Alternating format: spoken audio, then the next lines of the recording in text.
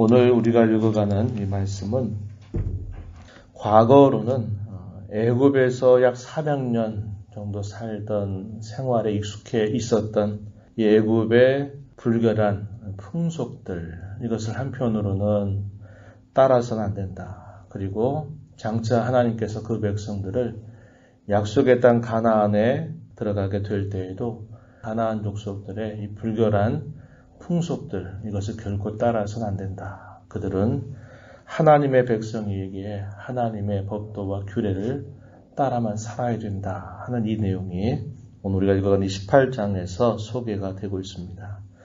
우리가 거룩하다라고 얘기할 때는 죄로부터 우리가 벗어나는 것뿐만 아니라 일상적인 도덕적이고 윤리적인 삶에 있어서 반드시 순결을 이루어가야 된다라는 것도 포함된다고 하는 겁니다.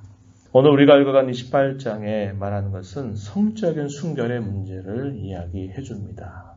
이것은 고대 사회나 오늘을 살아가는 우리의 사회나 별반 다를 것이 없는 하나님 보시기 가증한 죄악이다라는 것은 분명하다는 것이죠.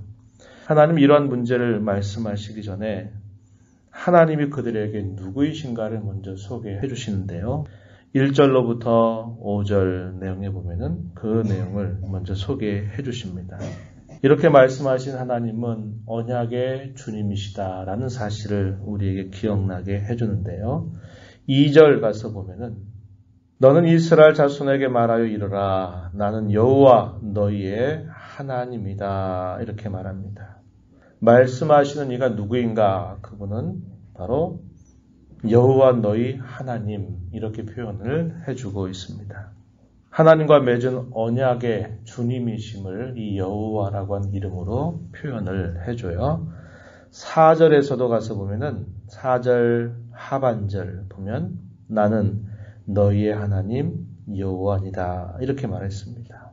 5절 가서도 보면은 또 비슷한 표현을 반복하죠. 나는 여호와니라. 30절 가서도 보면 그 끝에 뭐라고 표현하냐면 나는 너희 하나님 여호와다 이런 말씀을 하십니다. 하나님과 이스라엘 백성들과의 특별한 관계, 많은 열방 가운데서 그 민족을 하나님의 택한 백성으로 삼으셨다. 그래서 끊을 수 없는 언약의 관계 아래 있고 하나님은 그 백성의 하나님 여호와시다라는 사실을 이야기하고 그 백성들은 너희는 나의 백성이다라는 것을 먼저 이야기하시는 겁니다. 그 하나님은 그 백성들에게 어떤 일을 행하시는가라고 말할 때 하나님은 그들을 애굽에서 종살이에서 건져내서 그들을 약속의 땅 가나안으로 인도하실 것이다 라는 사실을 이야기하십니다. 3절 가서 보면은 이렇게 말하죠. 너희가 거주하던 애굽 땅, 조금 뒤로 가면 너희를 인도할 가나안 땅 이렇게 표현했습니다. 애굽 땅은 그들이 종살이했던 곳을 말하죠. 가나안 땅은 하나님이 젖과 꿀이 흐르는 땅이라고 말씀하시면서 약속의 땅이라고 이야기합니다. 하나님은 과거에 그 백성들을 애굽에서 건져내서 마침내 그들을 가나안 땅에 인도할 뿐이다 라고 이야기하는 겁니다.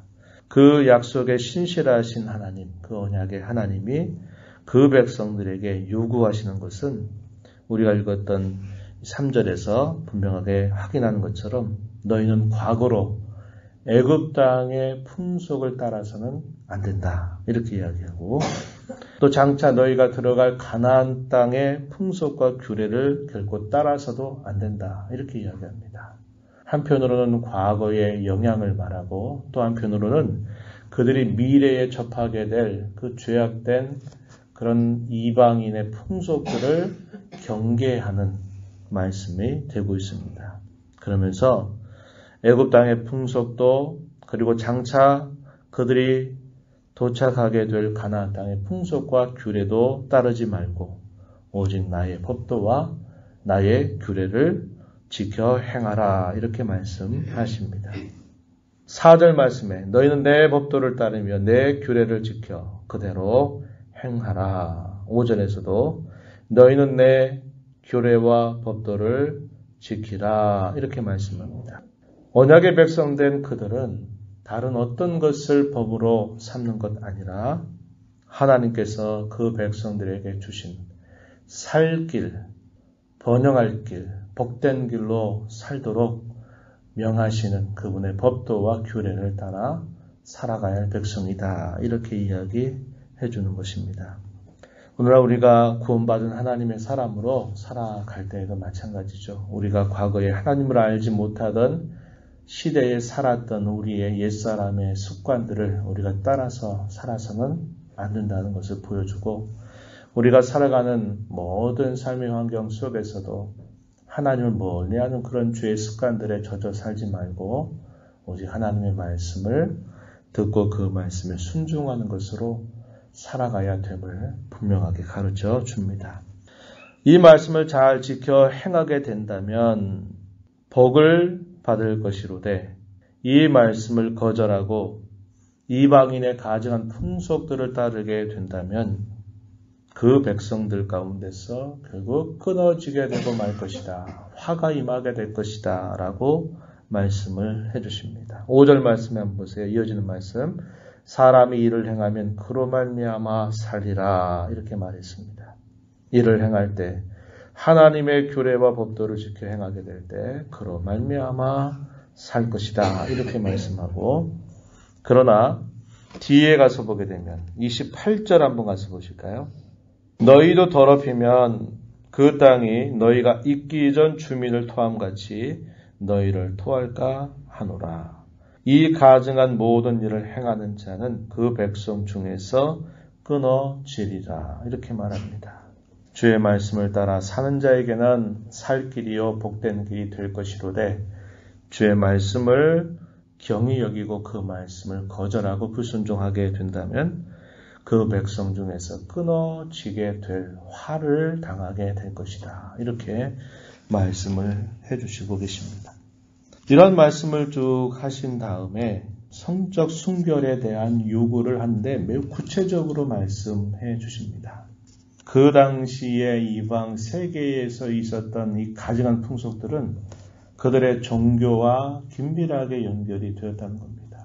사람의 부패한 이런 성적인 욕구들, 이런 욕망들을 종교라고 하는 이름 안에 그것을 집어넣어가지고 온갖 가증스러운 일들을 행하면서도 그것에 대해서 아무런 죄책감이나 죄의식을 갖지 못하는 그런 이방 제사의 풍습, 이것을 이야기하고 있다는 겁니다. 먼저 한번 좀 말씀을 잠깐 보시면 24절 가서 보면은 이렇게 말합니다. 너희는 이 모든 일로 스스로 더럽히지 말라. 내가 너희 앞에서 쫓아내는 족속들이 이 모든 일로 말미암아 더러워졌고, 가나안 족속들을 말하는 것이죠. 쫓아내는 족속들, 그들이 이 모든 일, 앞에서 말하는 모든 성적인 문란함으로 인하여 더러워졌다라고 말합니다. 25절에 보면 그 땅도 더러워졌으므로 내가 그 악으로 말미암아 벌하고 그 땅도 스스로 그 주민을 토하여 낸다. 이렇게 말합니다. 27절에 가서도 보면은 너희 전에 있던 그 땅 주민이 어디를 말할까요? 애굽을 말하겠죠. 그 모든 가증한 일을 행하였고 그 땅도 더러워졌다. 애굽 땅에서 있었던 많은 일들 가운데서 그들의 종교라는 것이 이런 성적인 문란과 타락과 결부가 되면서 죄를 죄로 여기지 않고 그것을 미화하는 문란함을 가지고 있었다고 하는 거예요. 그러나 하나님 말씀하십니다. 너희는 결코 그러한 풍습을 따라서는 안 된다.